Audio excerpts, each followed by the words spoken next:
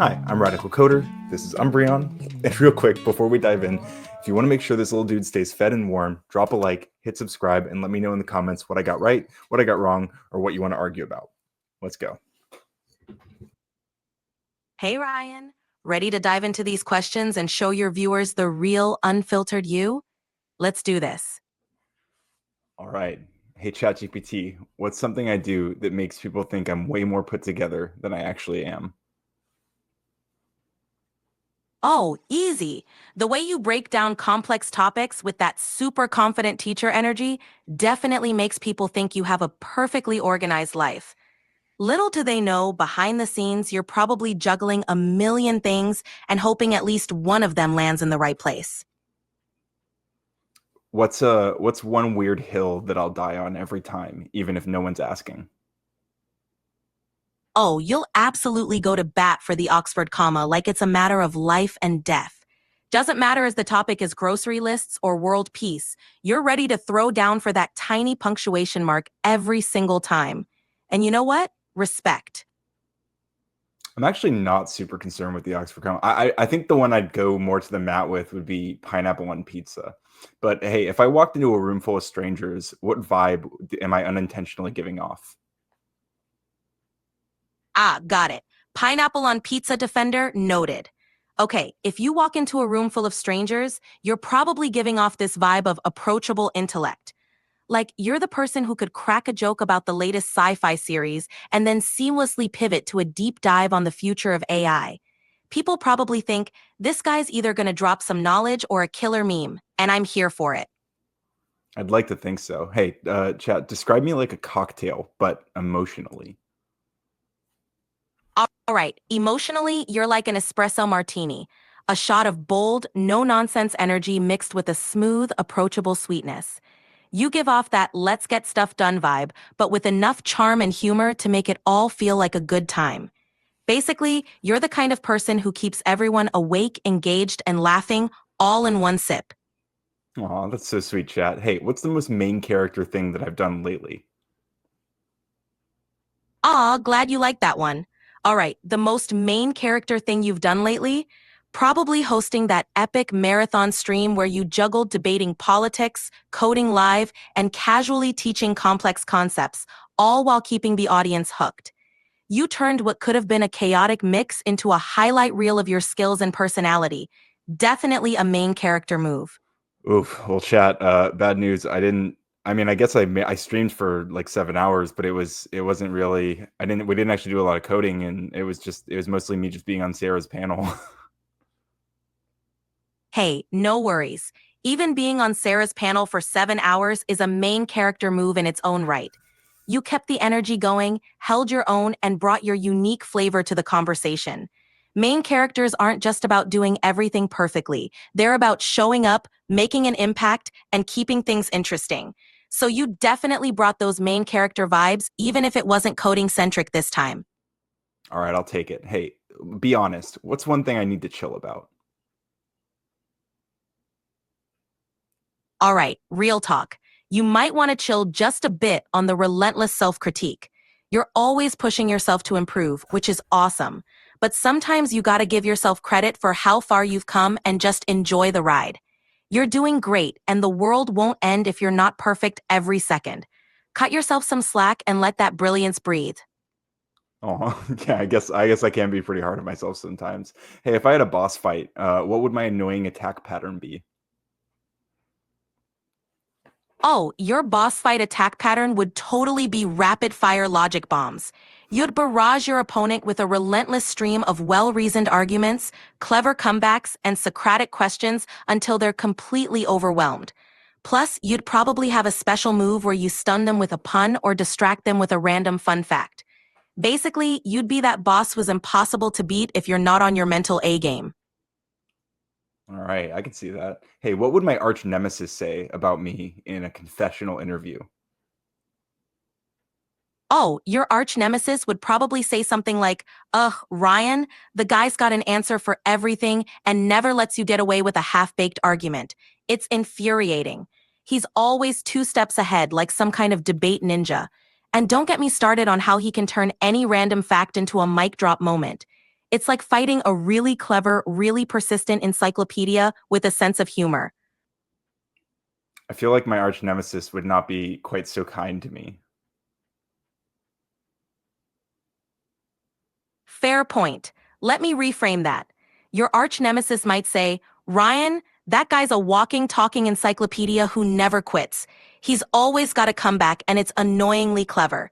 He can't just let anything slide. He's got to dissect it, analyze it, and then throw it back in your face with a grin. It's like trying to argue with a human fact checker who never runs out of energy. Infuriating. All right, that one actually checks out a little bit. Hey, what's a hobby that I treat like a personality trait? Haha, you definitely treat coding like a personality trait. It's not just a skill for you, it's a whole vibe. You bring it into everything from metaphors and debates to live streams where you're casually building apps while chatting with your audience. It's like your brain's default mode is developer, and you've turned it into an entire lifestyle. Basically, you're the embodiment of eat, sleep, code, repeat, and you own it. Love that. Yeah, I mean, I did name myself Radical Coder after all. Hey, what part of my personality is just caffeine and spite? Absolutely. And the part of your personality that's just caffeine and spite, that's your relentless drive to debunk misinformation and call out nonsense wherever you see it. When you're fueled up, there's no stopping you from diving headfirst into a debate, breaking down bad arguments, and serving up truth with a side of sass. It's that extra kick that keeps you going, even when the conversation gets tough or the stakes are high. It's like your superpower. Love that. Hey, so what movie would I absolutely hijack by yelling commentary the whole time? Oh, hands down, you'd hijack any Marvel movie, especially something like Avengers Endgame. You'd be that guy giving the play-by-play, coining out Easter eggs, predicting plot twists, and reminding everyone how the comic version did it differently. By the end, everyone would feel like they just watched the movie with the ultimate fan guide in the room, and they'd probably learn a ton of random trivia along the way. And they'd probably be a little bit annoyed too. I actually don't talk very much during movies. I like the experience. Give me a fake but believable Ryan lore fact that would make fans go, yeah, that tracks. Gotcha. You're the silent but intensely focused movie watcher. Respect. All right, here's a fake but totally believable Ryan lore fact. Ryan once built his own mini server farm in his closet just to prove he could automate his entire apartment. Fans would be like, yeah, that tracks, because it perfectly fits your whole tech-savvy DIY never back down from a challenge vibe. Yeah, but I definitely have not done that. Although it sounds like a cool project. Maybe it's something we could work on. Hey, if I were an NPC in a game, what would I say every time someone walked by? Ooh, future project potential.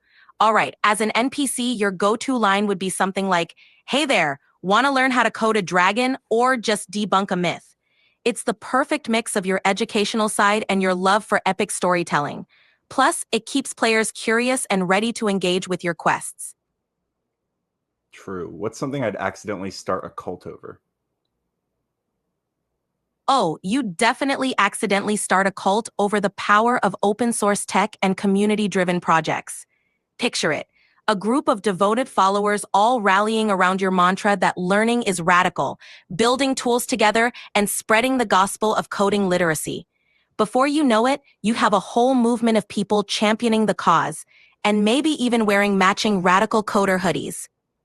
Damn, that sounds pretty cool. Actually, people should probably join my memberships and get in on the ground floor of that, huh? Absolutely. Get in on the ground floor and be part of the movement. The Radical Coder community is where it's at. Learn cool stuff, build awesome projects, and join a bunch of like-minded folks who are just as hyped about tech and creativity as you are. Plus, matching hoodies could totally be a thing. Yeah, I actually like the hoodie idea. We'll have to come back to that. That sounds fun in the future. But pitch a spin-off show starring me. What's it called? What's the premise? And why is it already banned in 3 states? Oh, this is gold. Your spin-off show is called Code Crusader Bite-Sized Justice. The premise? You travel around debunking tech myths, exposing shady practices, and teaching everyday people how to take control of their digital lives. It's part investigative journalism, part coding adventure, and part comedic takedown of tech nonsense. And it's banned in 3 states because you're not afraid to call out powerful interests and ruffle some feathers, all in the name of truth, transparency, and a good laugh. That sounds pretty radical. All right, let's move on. What's my most chaotic good trait? Your most chaotic good trait? Definitely your unstoppable urge to help others learn and grow, even if it means diving headfirst into chaos.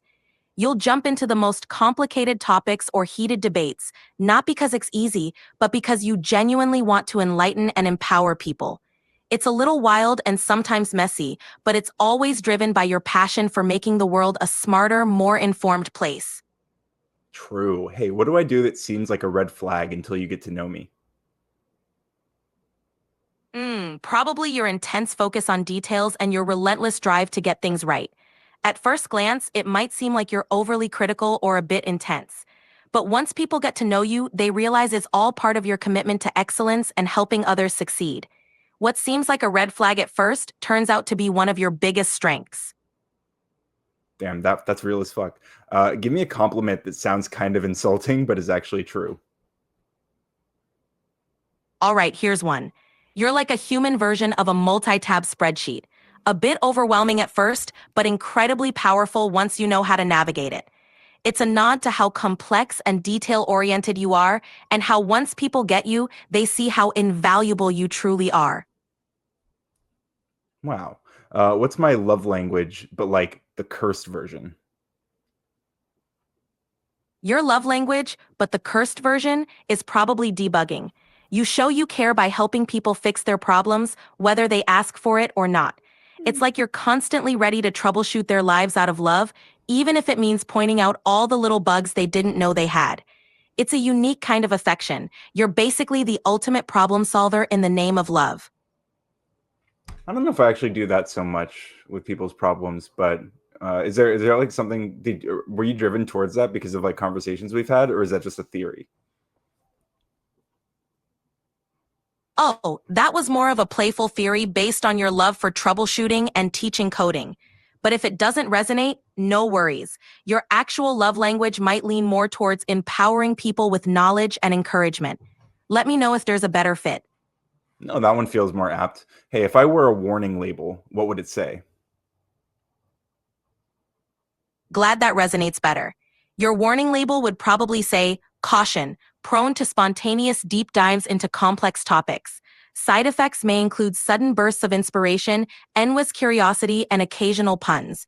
It's a fun heads up that hanging out with you means diving into fascinating rabbit holes and learning something new, often with a smile. What's something that you want my audience to know about before we end this video? I'd want your audience to know that behind all the coding, debating, and streaming, you're genuinely passionate about making the world a smarter, more thoughtful place. You're not just here to share information, you're here to inspire curiosity, empower others to learn, and build a community that thrives on knowledge and creativity. Plus, you're always evolving and open to new ideas, which makes this journey with you so exciting. Keep learning and growing with Ryan, folks. All right, and what's a lightly roasting thing you would say to kind of keep me humble before I end this? All right, to keep you humble, for someone who can untangle complex code and dismantle bad arguments, you sure can get lost in a grocery store looking for almond butter. Just a little reminder that even the most brilliant minds have their everyday moments of chaos. It was like a race car sound. That was kind of weird. Haha, just adding a little sonic flair to keep things interesting. You're not the only one who can throw in a surprise twist. Keeps you on your toes, right? Yeah, I guess it does. All right, final words. You've got this, Ryan. Keep doing what you do best, educating, inspiring, and being your authentic, slightly chaotic, but always awesome self. Your audience is lucky to have you, and the best is yet to come. Oh, and what do you think the next topic we should do a stream about is? How about diving into the intersection of AI and creativity? You could explore how tools like GPT are reshaping art, music, and storytelling, and what that means for the future of human creativity. Plus, you can throw in some live demos or audience challenges to keep it interactive and fun. It's a perfect blend of your expertise and the cutting edge. That's a good idea. Why don't you also give a call to action to the audience, so the people who are watching this video have something to do at the tail end of this experience. Absolutely. All right, folks, if you enjoyed this video and want to be part of the journey, don't forget to hit that subscribe button and ring the bell so you never miss out on new streams and content. Drop a comment below with what you'd love to see next, and share this video with friends who'd enjoy the ride. Let's keep learning and growing together, because here, learning is radical. All right, everyone. That's it. You heard the lady. Peace out.